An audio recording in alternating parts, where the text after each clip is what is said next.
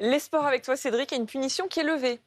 Oui, pour Lionel Messi au Paris Saint-Germain. Il sera bien présent à l'Argentin ce soir. Il était absent lors du dernier match du PSG le week-end dernier. Je rappelle que Messi avait été sanctionné pour avoir séché un entraînement, préférant aller en Arabie Saoudite pour une opération commerciale. Depuis, la star s'est excusée.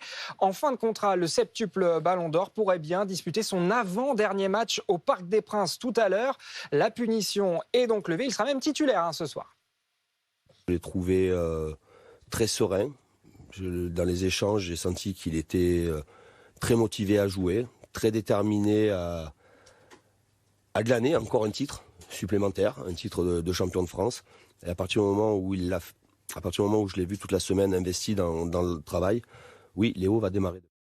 Messi va démarrer le match contre Ajaccio pour un PSG mis sous pression, un petit peu en tout cas par Lens qui a renversé Reims 2-1 hier soir. Les Lensois, vous le voyez, qui restent deuxième du classement, provisoirement à 3 points du leader parisien. Il y a un autre gros match avec le PSG aujourd'hui, mais c'est la section féminine. Oui, parce que les Parisiennes sont en finale de la Coupe de France, deuxième de D1.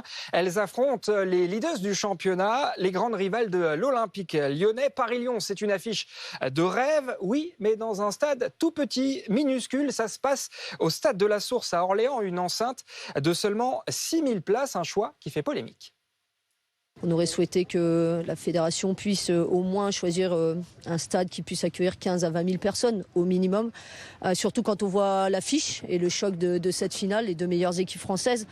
Voilà, à titre de comparaison, la finale de la Coupe de France masculine, il y a 2 semaines, regardez, c'était joué au Stade de France, 80 000 places donc. Et puis demain, la finale de la Coupe d'Angleterre chez les femmes, eh bien, elle est organisée à Wembley, 90 000 places, c'est 15 fois plus que pour notre finale de tout à l'heure. Coup d'envoi à 16h. On ferait bien de s'inspirer un petit peu de ce qui se passe de l'autre côté de la Manche. Coup d'envoi aussi aujourd'hui pour Teddy Riner au championnat du monde de judo.